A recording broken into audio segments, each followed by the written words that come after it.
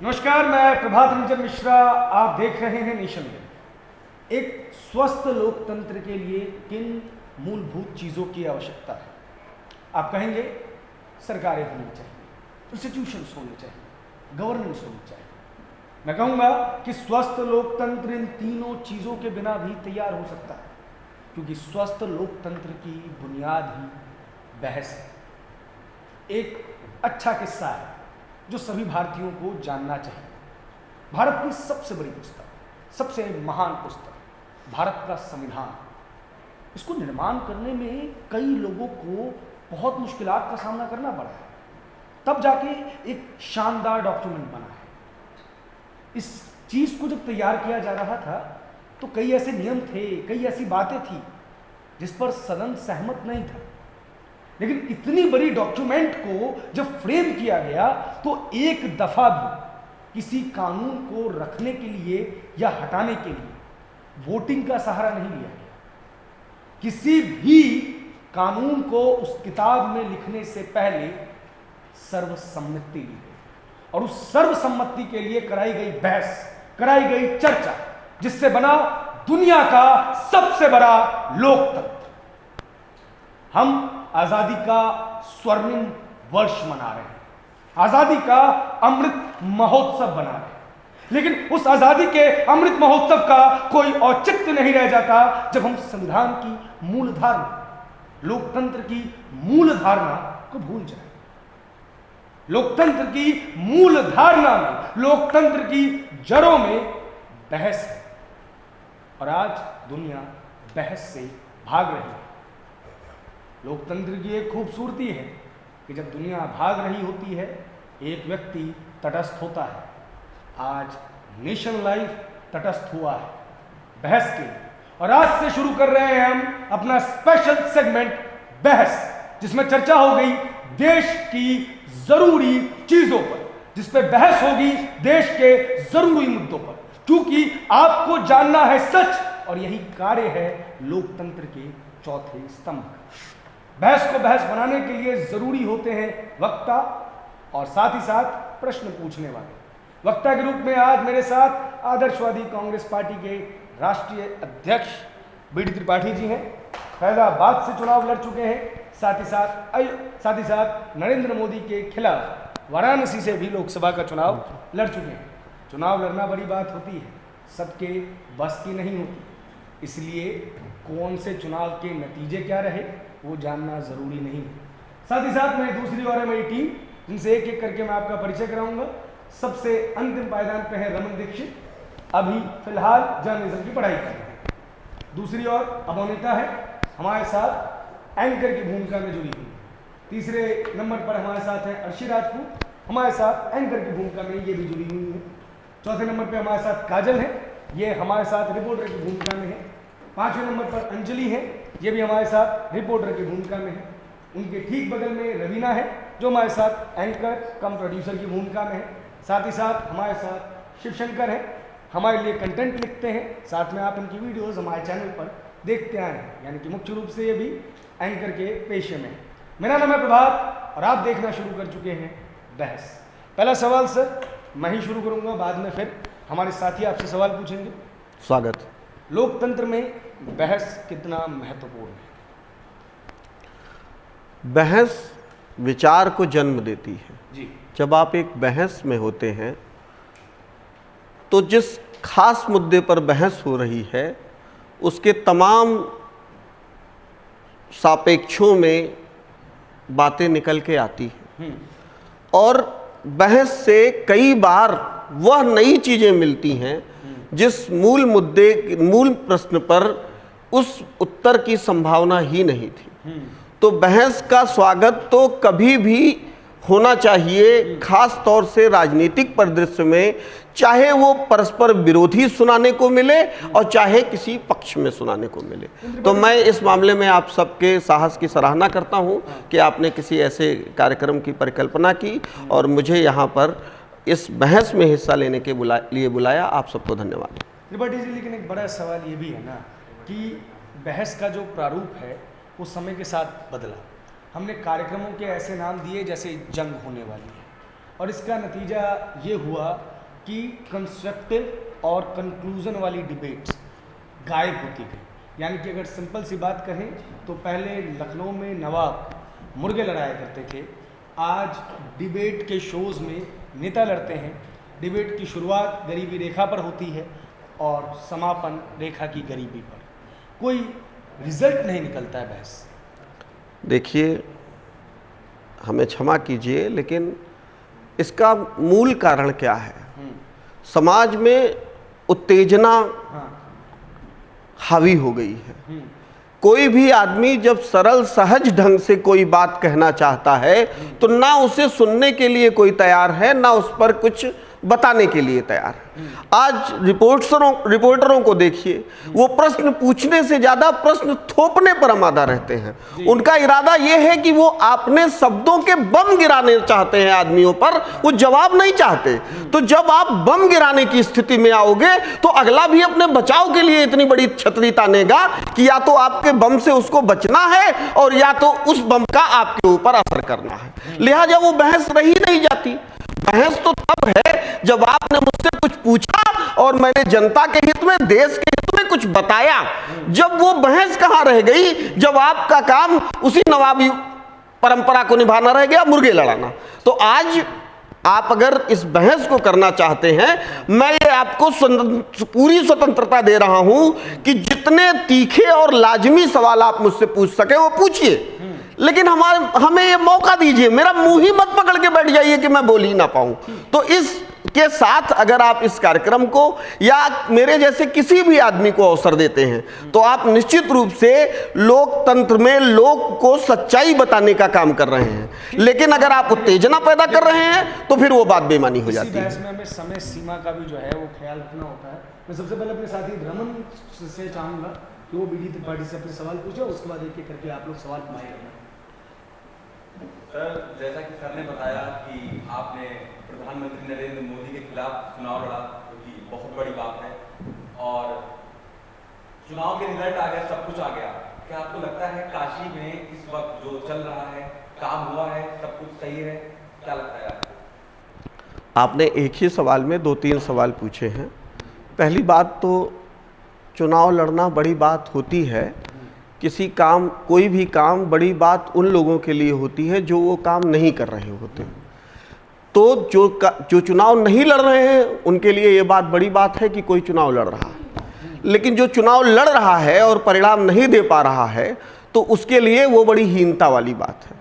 मैं बनारस से मोदी के खिलाफ चुनाव लड़ा, उसका कुल कारण ये इतना था कि मुझे ये साबित करना था कि मैं चुनाव लड़ सकता हूं और मेरा पर्चा खारिज नहीं होना चाहिए था।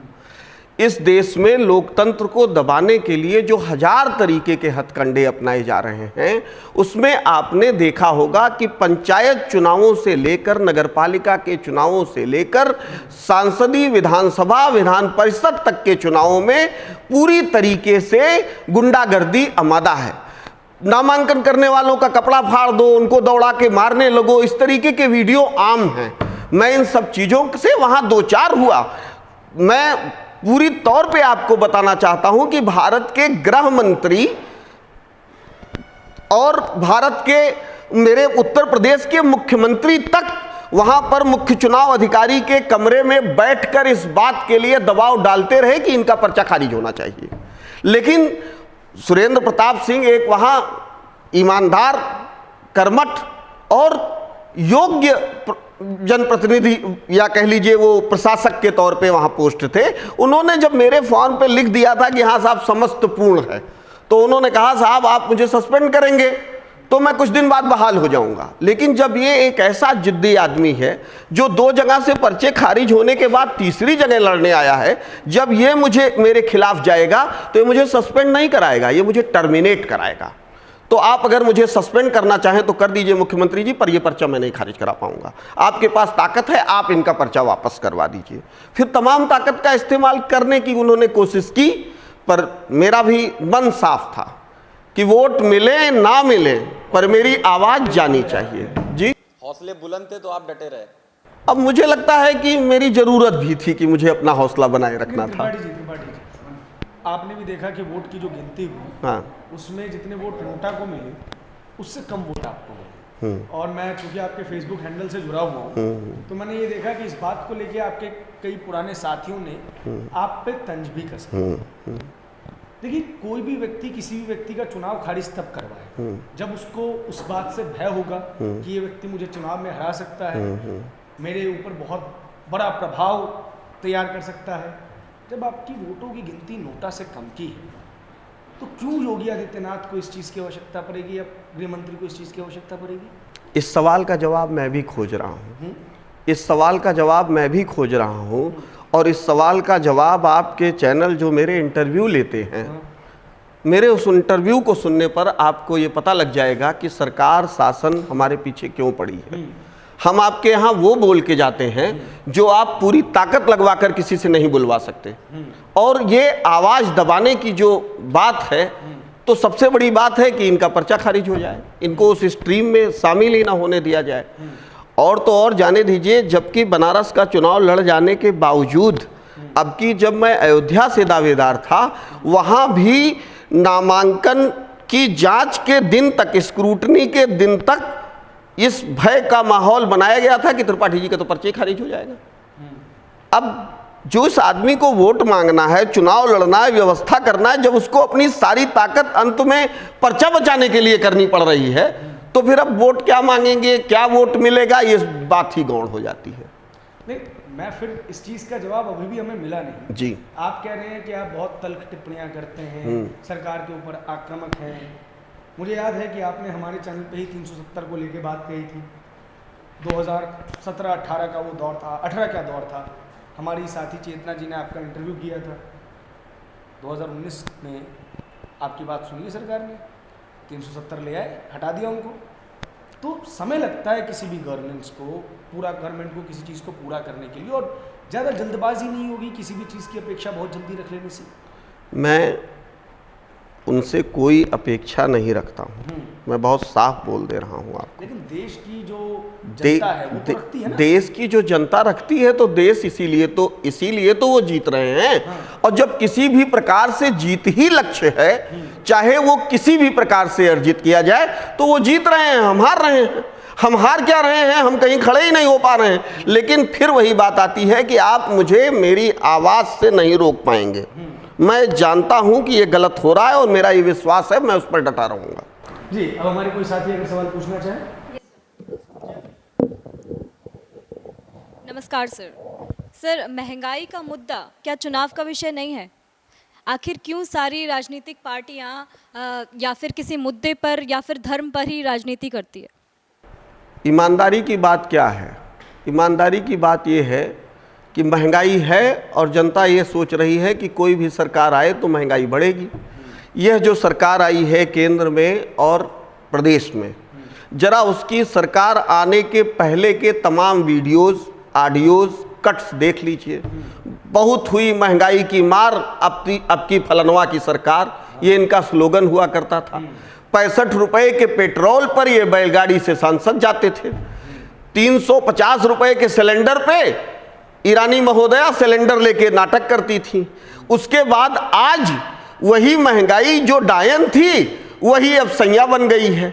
सवाल ये है कि अब विपक्ष जब महंगाई का मुद्दा लाता है, तो जनता के सामने उसको ये बताना पड़ेगा कि हम 100 रुपए, 105, 110 रुपए वाले पेट्रोल को 65 किस आधार पर ले जाएंगे। सिलेंडर जो 1200 रुपए का हो गया है, उसको हम फिर से 600 रुपए पे कैसे लाएंगे? जब इस तरीके की कोई पेट्रोल और डीजल के दाम बढ़ते जा रहे हैं सर, ऑटो रिक्शा वाले मांग कर रहे हैं कि कम किया जाए इसमें पेट्रोल के दाम, तो फिर सर आखिर कब इस चीज़ पर लोगों को राहत मिलेगी? लोगों को राहत तब मिलेगी जब जो विपक्ष है वो राजनीति का प्रारूप बदले। तरीका ये है कि वो श्वेत पत्र जारी करें कि हम आएंगे तो ये मेरे पास प्लानिंग है जिसके जरिए रेट कम होंगे। अब जनता क्या कहती है कि यार सब बोलते हैं कि महंगाई बहुत है, महंगाई बहुत है, महंगाई कम कैसे है? जब ये नहीं बताया जाएगा जनता को, तो महंगाई मुद्दा कहां से रह जाएगा? तो सर क्या आपको लगता है कि सरकार में इतनी ताकत है कि वो महंगाई को कम कर सकती है। जो भी बीजेपी है बार बार बोल रही है कि जो यूक्रेन और रशिया का युद्ध चल रहा है उनकी वजह से पेट्रोल के प्राइसेस बढ़ रहे हैं, तो क्या आपको लगता है कि बीजेपी इस बारे में कुछ कर सकती है? आपको याद होगा कि उत्तर प्रदेश विधानसभा चुनावों के पहले, अधिसूचना जारी होने के पहले उपचुनावों के 26 सीटों के रिजल्ट आए थे, जिसमें कुछ लोकसभा सीटें थीं, कुछ तमाम जगहों की विधानसभा सीटें थीं। उस समय पेट्रोल 112 रुपए तक चला गया था। उसके बाद जब पेट्रोल 90 रुपए 92 रुपए पे जाके ठहरा, तो जब तक परिणाम नहीं आ गए तब तक वो पेट्रोलियम का दाम स्थिर रहा। मैंने पेट्रोलियम कंपनियों के खिलाफ टफेस्ट मुकदमे किए हैं। मेरे पास पेट्रोलियम कंपनियों की शेयर होल्डिंग की एक किताब है जिसमें यह लिखा है कि शेयर और लाभ का बंटवारा किस आधार पर किया जाता है। ईमानदारी की बात यह है कि आप महंगाई रोकने की बात कर रहे हैं, मैं ये कह रहा हूं कि सरकार की इच्छा शक्ति हो जाए कि कल भगवान सूर्य नारायण की किरणें भारत भूभाग पे नहीं पड़ेंगी तो इनके पास इतना तिरपाल और कपड़ा हो जाएगा कि पूरा भारत ढक जाएगा, सूर्य की किरणें नहीं पहुंचेगी। एक इच्छा शक्ति का मामला है, लेकिन धन ही कमाना जब किसी सरकार का लक्ष्य है तो उसको मालूम है कि जब महंगाई पे हमें वोट ही नहीं हमारा कट रहा है तो हम क्यों आखिर माने, हम भी इंजॉय करेंगे। इसी चीज को आगे बढ़ाते हैं। आपने श्वेत पत्र की बात की और आपने ये कहा कि नियत की, डेडिकेशन की। ऐसा नहीं हो रहा है ना कि सिर्फ भाजपा शासित राज्यों के अंदर ही पेट्रोल के दाम बढ़ रहे हैं। हम देख रहे हैं कि दिल्ली में ही पेट्रोल के दाम बढ़ रहे हैं। बीच में अरविंद केजरीवाल सरकार ने वैट घटाया था, पेट्रोल के दाम कम हुए थे, और ये भी 5 राज्यों के जब चुनाव होने थे तब अरविंद केजरीवाल सरकार ने किया था। राजस्थान में सबसे महंगा पेट्रोल बिक रहा है, महाराष्ट्र में सबसे महंगा पेट्रोल बिक रहा है, छत्तीसगढ़ में सबसे ज़्यादा महंगा पेट्रोल बिक रहा है। ये 3 वो राज्य हैं जो टॉप पे हैं। तो भारतीय जनता पार्टी एक मैसेज दे देती है कि देखो हम तो सबको सेम भाव पे पेट्रोल दे रहे हैं, फिर भी कांग्रेस शासित राज्य जो है वो सबसे महंगा पेट्रोल बेच रही है। इससे कहीं ना कहीं एक संदेश दे दिया जाता है कि ये भी पेट्रोल के दामों में कोई कमी नहीं कर सकती। जी जी। और इसी वजह से कहीं ना कहीं पेट्रोल हो या डीजल हो, ये एक ऐसा मुद्दा नहीं बन पाता जैसा मुद्दा भारतीय जनता पार्टी जब खुद विपक्ष में थी तब बना रही थी। इस सवाल में 2-3 बातें बड़ी गूढ़ हैं जी, और मैं आप लोगों को पत्रकार होने की भी हैसियत से और निजी तौर पे भी जानकारी रखने की हैसियत से ये बात बताना चाहूँगा। पहली चीज कि देश का जो संघीय ढांचा था, प्रांत थे, प्रांत की आय के उपार्जन के अपने साधन थे और उसके बाद केंद्र सरकारें उनको मदद करती थी। आज की डेट में जब जीएसटी लागू करके और सारे केंद्रीय कर प्रावधान केंद्रित कर दिए गए हैं, राज्यों को उनके कोटे का पैसा ही नहीं दिया जा रहा है, राज्य चलाने के लिए स्कीमों के पैसे बकाए हैं और केंद्र सरकार सांस तक नहीं ले रही है। वो अब अगर उनको वैट वाला हिस्सा जो डायरेक्ट उनके खाते में जाता है, अगर उसको वो कम कर दें तो राज्य कैसे चलाएंगे? State GST. यस। अब दूसरी चीज पे चले आइए। मैंने जब जवाब दिया कि सरकारें इच्छा शक्ति होती है, सरकारें चाहें तो कम करती हैं, तो क्या मैंने ये कहा कि नहीं बीजेपी और कांग्रेस और आम आदमी पार्टी अलग अलग कहा? मेरा तात्पर्य उन सभी सरकारों से, उन सत्ता नशीनों से है जिनके पास ये ताकत है कि वो चीजों को कंट्रोल कर सके। मैं जितना खिलाफ इस महंगाई में केंद्र की सत्ता के खिलाफ हूं, उतना ही खिलाफ मैं राज्यों के भी खिलाफ हूं। जब यह पार्टी बनी तो 1 मिनट की बात में मुझे और बोलने दीजिए। तो मैंने पहली प्रेस कॉन्फ्रेंस जब प्रेस क्लब दिल्ली में की थी तो मैंने कहा कि आदर्शवादी कांग्रेस पार्टी कुछ भी हो जाए, मूलभूत चीजों के दाम नहीं बढ़ने देगी। वो अगर प्याज, आलू और मिर्चा, ये 3 सब्जियां ऐसी हैं जो अगर आपके पास कोई भी सब्जी ना हो और पका के इसको खा लीजिए तो आप खा लेंगे भोजन। अब आप ये बताइए कि कम से कम यही इच्छा शक्ति दिखा दो कि इस पर सब्सिडी ही देनी पड़े, लेकिन इसके रेट हम नहीं बढ़ने देंगे। जैसे गैस है, आपने उज्ज्वला योजना चलाई, सिलेंडर सबको दिया, हजारों करोड़ रुपया इन्होंने वेलफेयर के नाम पे बिना मतलब बांटा है। क्या वो वेलफेयर स्कीम के तहत महिलाओं को सिलेंडर नहीं दिए जा सकते? देखिए मेरे मित्र, मैं फिर कह रहा हूं कि चाहे राजस्थान की सरकार हो, चाहे आम आदमी पार्टी की सरकार हो और चाहे भारतीय जनता पार्टी की सरकार हो, मेरा मानना बार बार है कि सत्ता में बैठे लोग समझना ही नहीं चाहते कि कौन सी चीजें नीडी चीजें हैं और उनको रोकना जरूरी है। मेरा विरोध उन सारे सत्ता प्रतिष्ठानों से है। तो एक बात स्पष्ट हो गई ना जी कि राजनीति का हमाम है, सभी नंगे हैं। हाँ व्यक्ति फिर दिख यही रहा है, दिख यही रहा है। चुने कैसे? अब चुने कैसे, जब ये बहस आप कर रहे हैं और जब इस बहस को प्रमोट ही नहीं करेंगे, जनता जान ही नहीं पाएगी कहां कौन सी बात बोली जा रही है। इस संचार युग में भी आप देखिए कि कितनी बेहूदी सी चीजें पूरी तरह से वायरल हो जाती हैं और कितने कीमती वक्तव्य चंद लोगों तक नहीं पहुंच पाते। इतना कड़ा शिकंजा है इस सरकार का कि आप कोई बहुत बढ़िया बात अपनी फेसबुक वॉल पर लिख दीजिए, आप देखेंगे कि उसकी सीन ही घटा दी जाएगी। तो जब तंत्र के हर क्षेत्र में सरकार का दखल घुस गया है तो ऐसे में कोई भी आवाज पैदा हो और कोई भी आवाज जनता तक पहुंचे, वो आज की डेट में बड़ा दुरूह कार्य है। सारी चीजें फैब्रिकेटेड हो गई हैं।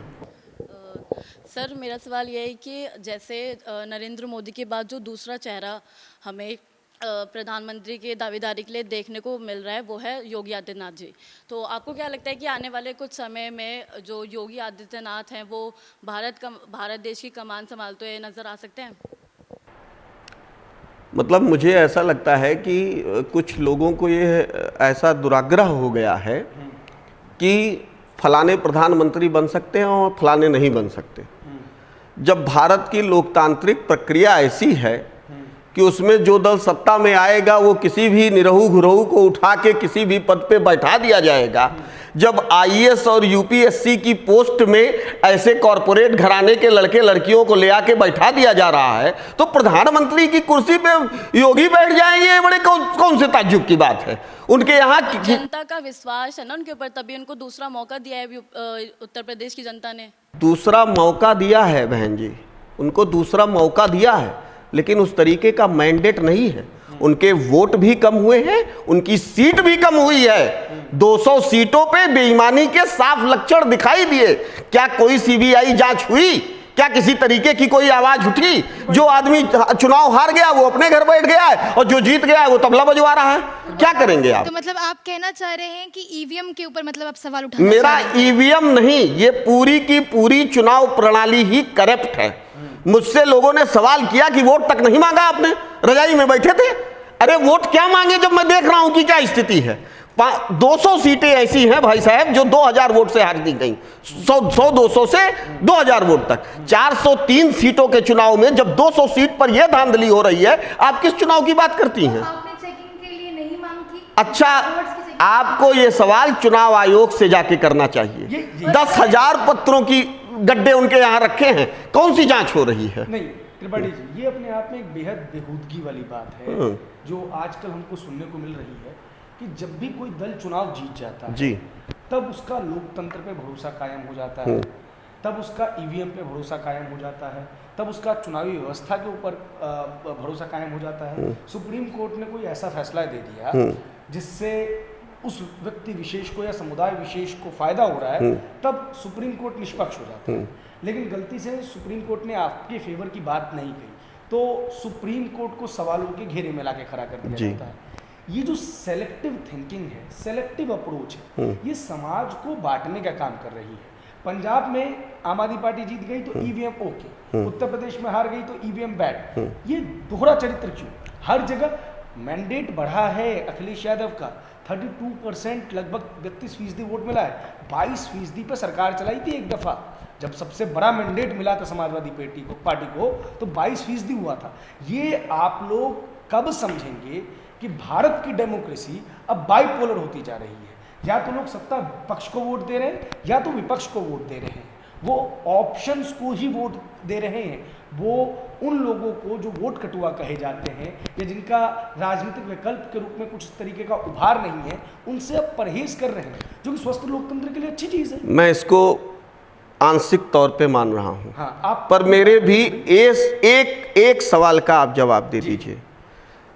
जिस राज्य में भारतीय जनता पार्टी की सरकार नहीं होती है, जैसे उड़ीसा में नहीं होती है, वो उड़ीसा में हार जाते हैं। पश्चिम बंगाल में उनकी सरकार नहीं होती है, वो पश्चिम बंगाल में हार जाते हैं, वो दिल्ली में उनकी सरकार नहीं होती है, वो दिल्ली में हार जाते हैं। आप इन्हीं 5 राज्यों के चुनाव में आपने पंजाब का नाम लिया है, क्यों नहीं वहां भारतीय जनता पार्टी आ गई? गोवा में इनकी सरकार थी, वहां ये आ जाते हैं। उत्तर प्रदेश में इनकी सरकार है, वहां ये आ जाते हैं। जहां डीएम इनका बैठा है, जहां चुनाव अधिकारी इनका बैठा है, जो इनको 200 वोट से जितवा देगा, वो जीत का प्रमाण पत्र पहले दे देगा। तुम जाओ, जब तक वहां फौज लगी हुई है मार खाओ, तब तक वो जीत का प्रमाण पत्र के जुलूस निकाल देता है। आपको जब मैंने 200 सीटों के आंकड़े दे दिए हैं उत्तर प्रदेश में, क्या कोई पत्रकार संगठन, कोई मीडिया हाउस इस बात की सीबीआई की जांच क्यों नहीं कराता है कि आखिर जिन कम तो नहीं होती ना, जो जब दिखाई दे रहा है साफ साफ कि कुछ सीटों पर बहुत कम मार्जिन से ये हो गया है, 5 साल बीत जाता है, नतीजा सिफर हो जाता है। मैंने एक मूवी देखी है जी, इमरजेंसी के दौर के ऊपर। उस दौर में जब इमरजेंसी हटाई गई तो कहते हैं कि इंटेलिजेंस ब्यूरो की एक मीटिंग ली थी, एक रिपोर्ट पढ़ी थी इंदिरा गांधी और संजय गांधी जी, जो रिपोर्ट ये कह रही थी कि 300 सीटें करीब कांग्रेस को मिल रही है, सरकार बना रही है, और इसी वजह से इंदिरा गांधी ने इमरजेंसी को निरस्त कर दिया। ये मेरे लिए एक नई चीज़ थी। मैंने जानकारी भी इकट्ठी की तो लोगों ने कहा कि हाँ ऐसा होता है। तो मसलन मैं मान के चलता हूँ कि 2014 में या 14 से पहले कांग्रेस ने भी ऐसा एक सर्वे करवा लिया होगा, रिपोर्ट तैयार करवा ली होगी, तो कांग्रेस भी तो अपनी डीएम बिठा सकती थी, सत्ता से बाहर ही नहीं जाती। देश का लोकतांत्रिक ढांचा इतना मजबूत है। आपने जिक्र किया माफ़ कीजिए बंगाल का। बंगाल के अंदर भारतीय जनता पार्टी का वोट शेयर बढ़ा है, बंगाल के अंदर भारतीय जनता पार्टी की सीटें बढ़ी हैं। आपने जिक्र किया पंजाब का। पंजाब में भारतीय जनता पार्टी कभी चुनाव अकेले लड़ी नहीं, वो अकाली के साथ लड़ी है। आपने बात की उड़ीसा की। 2019 के विधानसभा और लोकसभा के चुनाव उड़ीसा में एक साथ ही हुए थे। लोकसभा के अंदर उड़ीसा की ही जनता ने भाजपा को वोट दिया है, लेकिन विधानसभा में उनको सीटें नहीं दी हैं, उनको नाम मात्र की सीटें दी हैं। अगर हम बात करें सिंपल एक राज्य तेलंगाना की, तो 6 महीने पहले तेलंगाना में केसीआर ने विधानसभा चुनाव करवा लिए।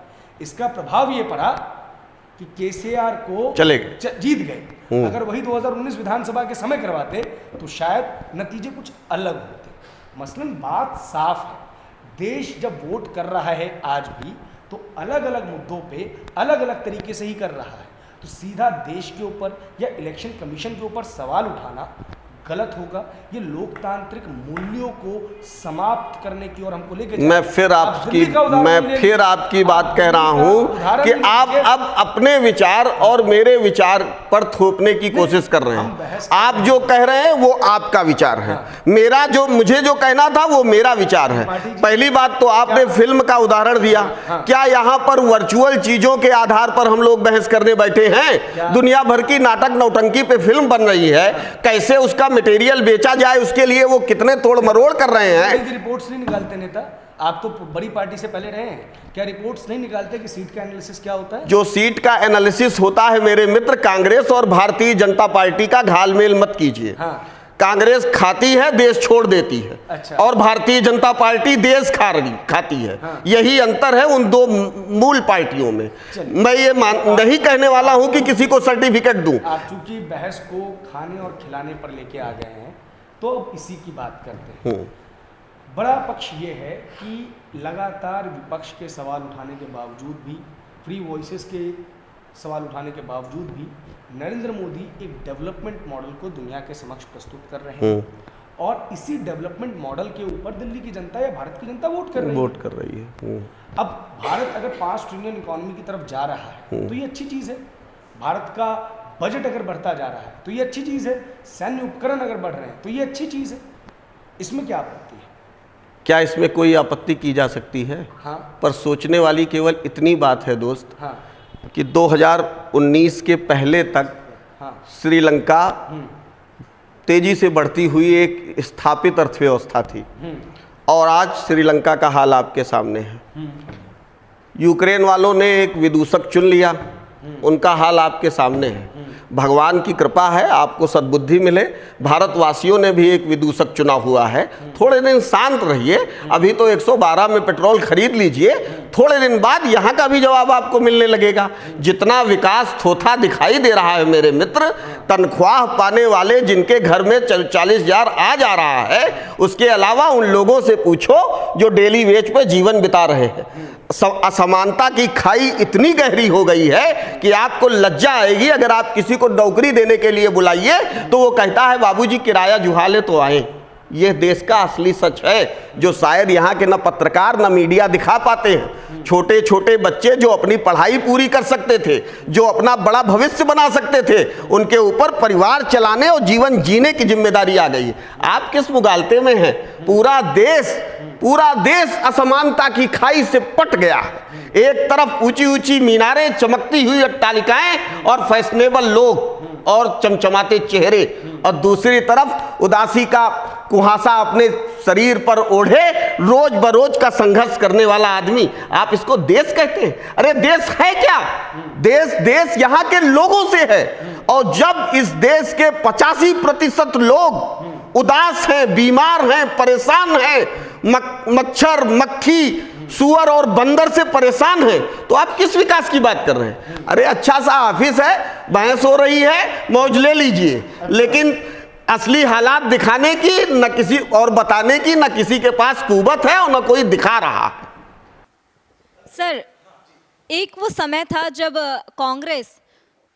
कांग्रेस के हाथ में जब पूरे देश की बागडोर थी, मगर आज का वो समय है 2022 जब लगातार कांग्रेस का पतन होता नजर आ रहा है। सर, क्या कारण हो सकता है इसका? देखिए, एक तो मैं आदर्शवादी हूं, कांग्रेसी नहीं हूं, तो ये सवाल मुझसे नहीं पूछा जाना चाहिए। अरे ठीक है, मैं पूर्व कांग्रेस, वो मेरे पूर्वजों का घर है और आम नागरिक के होने के चलते भी मैं इसका जवाब दे रहा हूं। कांग्रेस का पतन हो रहा है, उसके पीछे कांग्रेस कारण नहीं है। 2012 में से एक झूठ फरेब का देश में माहौल बनाया जाने लगा था, तब मैंने उस पार्टी को आगाह किया था कि क्या दौर आने वाला है। और आपको जानकर आश्चर्य होगा कि 23 मई 2012 को मैंने आदरणीय राहुल गांधी से मुलाकात की थी और उनके राजनीतिक सचिव कनिष्क जी साथ में थे, और मैंने कहा कि मैं जीरो हूं ना सर, तो अब ये जीरो जा रहा है। उत्तर प्रदेश लोकसभा चुनावों में कांग्रेस पार्टी 2 लोकसभा का सीट जीतेगी। यह दृश्य मैंने उसी समय देख लिया था और उन्हें बता दिया था। दिक्कत यह है कि वे नेता उस झूठ फरेब का मुकाबला सच से नहीं करना चाहते। वे उन्हीं की पिच में खेलने चले जाते हैं जिस पिच में उनको हराने के लिए तैयार किया गया है। जब वो पार्टी सत्ता में आई तो उसने मैदान भी बनाया, अपने हथियार भी बनाए। आज की डेट में वो जवाब देने की कोशिश करते हैं, सवाल उठाने की नहीं। यही कारण है कि उनका पराभव हो रहा है। अब रही बात, दौर बदल गया, देश में कुछ भी आप कह लीजिए, लेकिन 2012, 13 और 14 में परिणाम आ गया आम चुनाव का। क्या इस देश में आदमी रह गए? अब या तो हिंदू हैं इस मुल्क में या मुसलमान हैं, आदमी नहीं है इस मुल्क में। और जब तक यहाँ पर हिंदू और मुसलमान है, तब तक जो हिंदू कहलवा रहा है वो अपने को सत्ता में पा रहा है, जो मुसलमान है वो नेपथ्य में जा रहा है। आप रिजल्ट देख लीजिए, जहां कांग्रेस लड़ना शुरू करती है तुरंत फैलाने लगते हैं, या समाजवादी पार्टी चुनाव लड़ना शुरू करेगी, अरे साहब मुसलमानों की पार्टी है। जब वोट ही इस बात पे मांगा जा रहा है कि साहब वो तो फलानी की पार्टी है, तो कौन से आप विचार की और कौन से हथियार की बात करेंगे? त्रिपाठी जी, आपसे इस प्रकार के जवाब की उम्मीद नहीं थी मुझे। बरेली का एक मसला अभी सामने आया है, जिसमें एक समुदाय विशेष के व्यक्ति ने अपने घर में, जो उनकी एक बिल्कुल रिश्तेदार थी, उसको कार्यक्रम में सिर्फ इसलिए आने की अनुमति नहीं दी क्योंकि उसको भारतीय जनता पार्टी को उसने वोट दे दिया था, भारतीय जनता पार्टी के नेता के लिए कैंपेन कर दिया था, और अन्य कई चीज़ें थी। एक व्यक्ति जिसने बीजेपी के नेता के पोस्ट पे, वो मुस्लिम था, उसने जय श्री राम का या जय बीजेपी का जवाब दे दिया था, तो उसको उसी के समुदाय विशेष के लोगों ने पीट दी। और उसके बाद आप ये कह रहे हैं कि हिंदुओं की पार्टी और मुस्लिमों की पार्टी। भारतीय जनता पार्टी ने पिछले 8 सालों में ऐसा कौन सा कार्य किया है जो मुस्लिम विरोधी है? अगर ऐसा है तो मुख्तार अब्बास नकवी आवाज़ नहीं उठाते, ऐसा है तो शाहनवाज हुसैन आवाज़ नहीं उठाते, अगर ऐसा है तो शाजिया इल्मी आवाज़ नहीं उठाती। भारतीय जनता पार्टी के पास मुस्लिम चेहरे नहीं है क्या? अच्छा, क्या मैंने ये कहा, क्या मैंने ये कहा जो आप सवाल उठा रहे हैं? आप कह रहे हैं मैंने क्या कहा कि एक पूरा देश या तो हिंदू हो गया है और या तो एक पक्ष मुसलमान हो गया है, आदमी नहीं रहे हैं। अब आप सुन लीजिए, जिन लोगों को आप मुख्तार अब्बास और फलाने ढिमकाने का नाम ले रहे हैं, वो अगर भारतीय जनता पार्टी छोड़ दे तो उनकी परछाई उनका साथ छोड़ देगी। आप उनको मुसलमान बता रहे हैं। जिस आप एक शब्द गढ़ लिया है मीडिया ने, तथा कथित, क्या बोले आप, एक समुदाय विशेष। अरे आपको कहना चाहिए कि वो मुसलमान थे, उसमें दर्द क्या है? क्या मुसलमान होना या हिंदू होना या सिख होना या किसी समुदाय से ताल्लुक रखना, ये बताना क्या वो शर्म का विषय है? अरे हमें नहीं समझ में आता है कि हम इनके साथ चाय पिए, हम नहीं चाय पिएंगे, हमें इनको नहीं आना है भाई इनकी पार्टी में, मैं नहीं इनसे राय से सहमत हूँ। इतना तो आपको लोकतांत्रिक अधिकार लोगों को देना चाहिए। नहीं दे रखा लोकतांत्रिक अधिकार। अरे भाई, तो आप क्यों आवाज उठा रहे हैं? उसको नहीं पसंद है कि हम भारतीय जनता पार्टी का, आप गलत उसको नहीं, मैं इकबाल कैसे चुनाव जीत गए? अच्छा, उनको भारतीय जनता पार्टी ने चुनाव जितवा दिया है, और पार्टी से भी रहे, लेकिन देश में अगर वोट नहीं मिलते तो अमानतुल्लाह खान दिल्ली में अरविंद केजरीवाल से ज्यादा वोट पाके चुनाव कैसे जीत जाते? भारतीय जनता पार्टी हार रही है, उस पर आप कुछ नहीं बोलेंगे? 34% वोट के साथ वो हार रही है, तब तो वो जीत रहे हैं।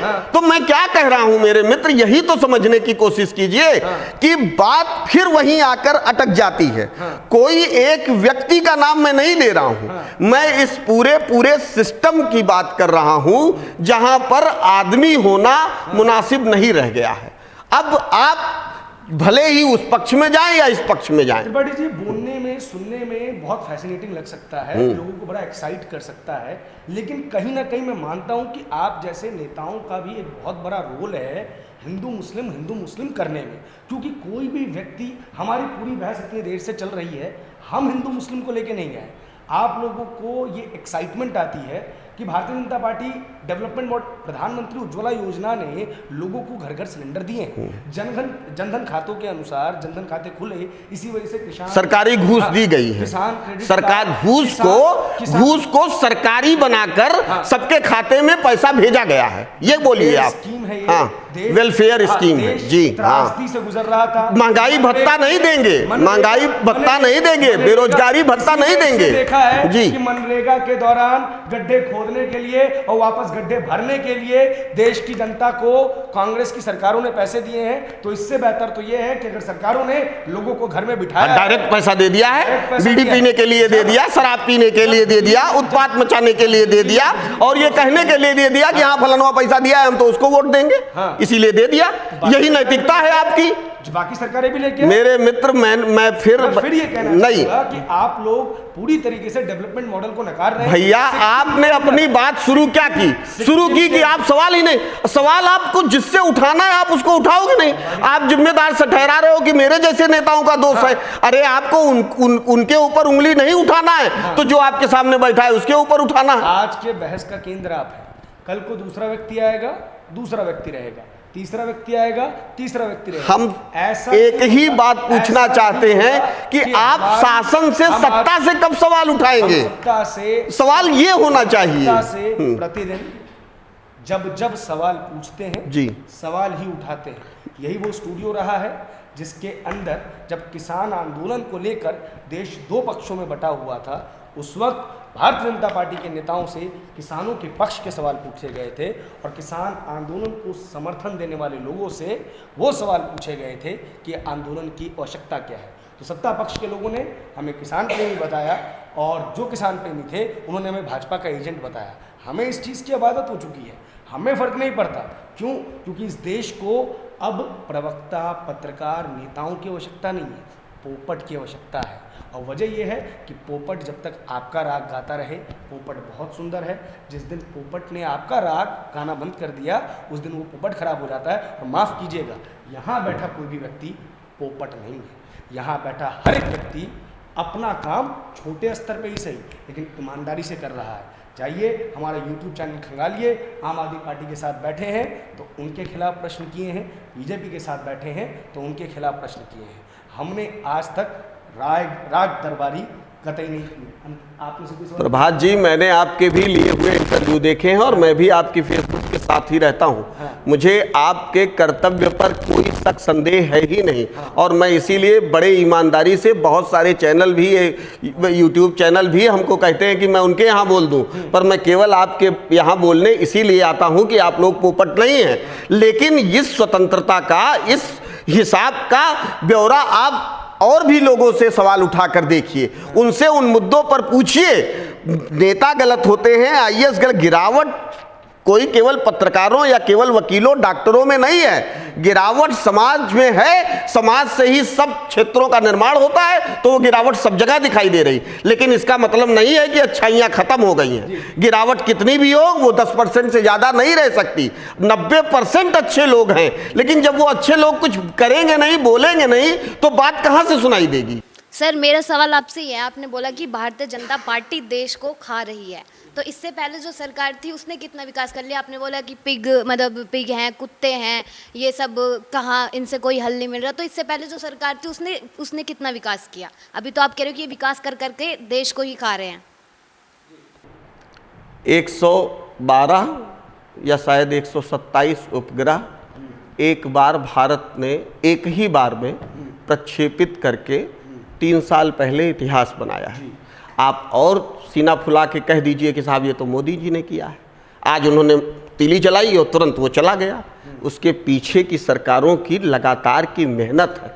अगर आज देश 300 किलोमीटर की रफ्तार से दौड़ रहा है, तो वो इसीलिए दौड़ पा रहा है कि 10, 20, 50, 60, 70 और 230 तक दौड़ाया गया था उसको।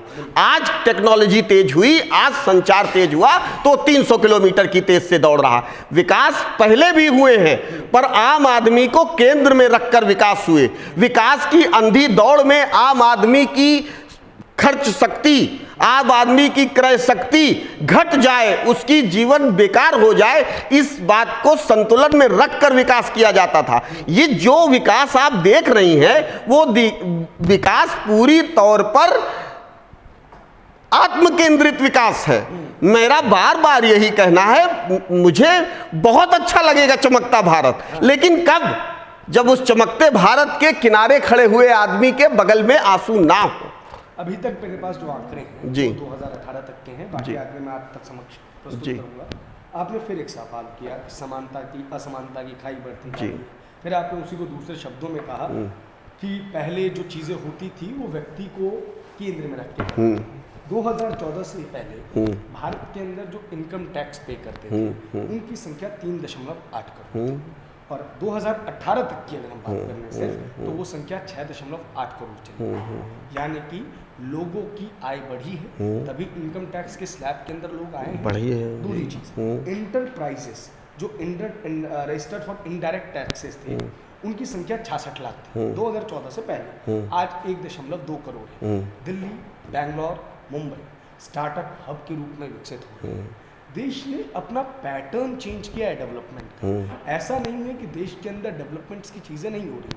आज अपने ही देश की कंपनी, चाहे वो फ्लिपकार्ट हो, चाहे वो लेंसकार्ट हो, चाहे वो बोट हो, अंतर्राष्ट्रीय स्तर पर लोगों के बीच में अपनी ख्याति बना रही है। लेकिन हमारी आदत हो गई है कि जब सुंदर पिचाई राजा या कोई भी भारतवंशी गूगल का, माइक्रोसॉफ्ट का या किसी बड़ी कंपनी का CEO बन जाए, तो हम बहुत ज़्यादा एक्साइटेड हो जाते हैं, हमारे अंदर की भारतीयता जाग जाती है। लेकिन वहीं गौतम अंडानी अगर 100 रिचेस्ट वर्ल्ड के लोगों में आ जाए, 10 रिचेस्ट वर्ल्ड के लोगों में आ जाए, तो हमें उसे सिर्फ गालियाँ ही देनी है। जबकि अडानी देश में रोजगार का एक बहुत बड़ा माध्यम है, अंबानी देश में रोजगार का एक बहुत बड़ा माध्यम है।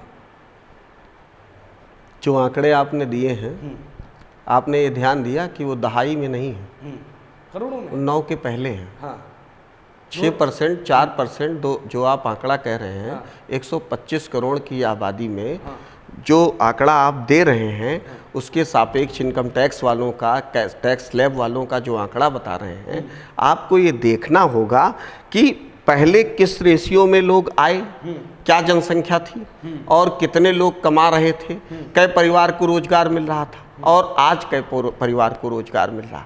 पहले एक परिवार में एक आदमी को रोजगार था और एक आदमी टैक्स दे रहा था। अब जब एक परिवार में खर्चा नहीं चल पा रहा है और 5 लोग कमाएंगे तो क्या 5 लोग टैक्स नहीं देंगे? तो ये मैंने बार बार कहा कि दुनिया भर के लिए उनकी जनसंख्या हो सकता है उनके लिए अभिशाप हो, पर आज के दौर में भारत की जनसंख्या ही भारत के लिए वरदान बन गई है। ये वही आंकड़ा है जो आपको सीना फुलाने में गौरव महसूस करा रहा है। जब 30,000 लीटर पूरे देश में 3 लाख लीटर और 3 डीजल और 3 लाख लीटर पेट्रोल रोज बिक जाएगा, तो जाहिर सी बात है रोज की आमदनी आपकी 15,000 करोड़ रुपया तो केवल एक मद से आ रही है। क्या विकास दिखाई नहीं देने लगेगा?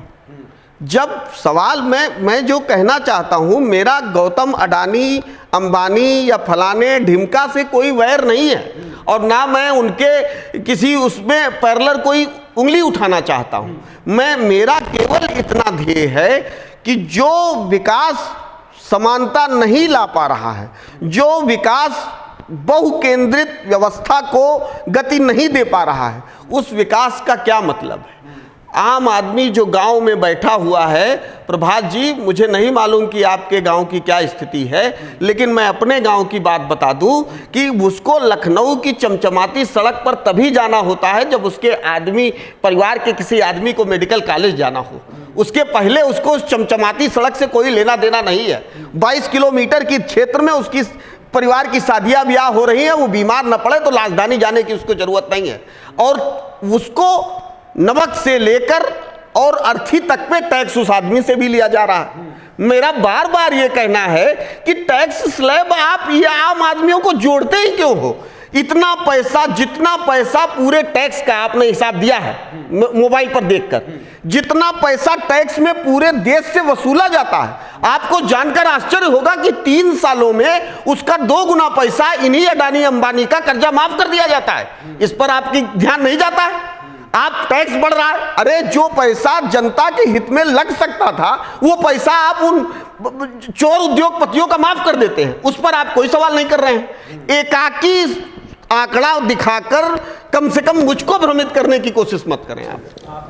आपने एक सवाल अभी बोला कि जो है अगर एक गांव से कोई है, अगर उसको मेडिकल की पढ़ाई करनी है तभी वो लखनऊ की सड़कों पे जाता है, मेडिकल का इलाज कराना, मेडिकल की इलाज की बात आपने किया, तो आपको लगता है कि जो अगर योगी सरकार ने या पूर्वांचल एक्सप्रेसवे दिया है तो वो गांव तक पहुंचाने का अगर जो उनका प्रयास रहा है और वो लखनऊ का जो एक सड़कें हैं उस चीज को अगर गांव तक पहुंचाया जा रहा है तो अच्छा काम वो नहीं आपको दिखाई देता? अरे भैया, उसका लाभ किन लोगों को मिल रहा है? जिनके पास 12 लाख की गाड़ी है उनको उसका लाभ मिल रहा है।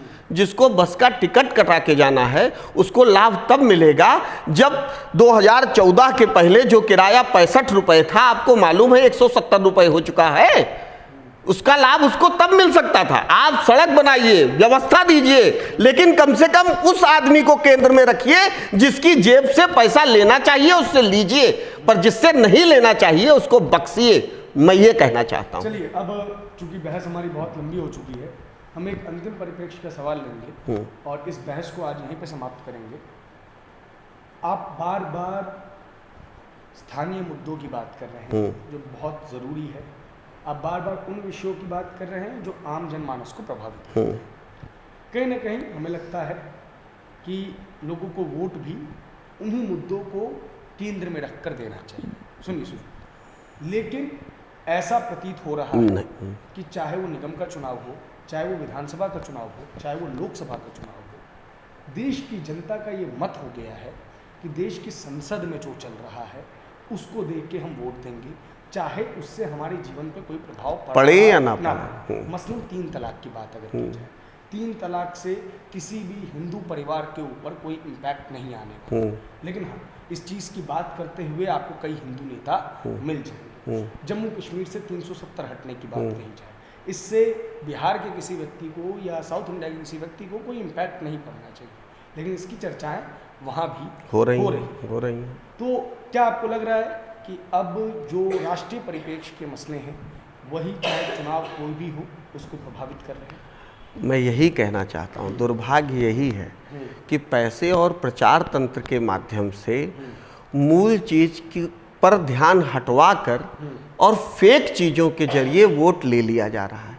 मैं उसी बात पर ही कहना चाहता हूँ, ये जनता का विषय होना चाहिए कि वो अपने मूल मुद्दे पर वोट दे, पर एक आभासी दुनिया क्रिएट करके ये बताया जा रहा है कि साहब महामानव आ गए हैं, फलाने आ गए हैं, ये कर देंगे।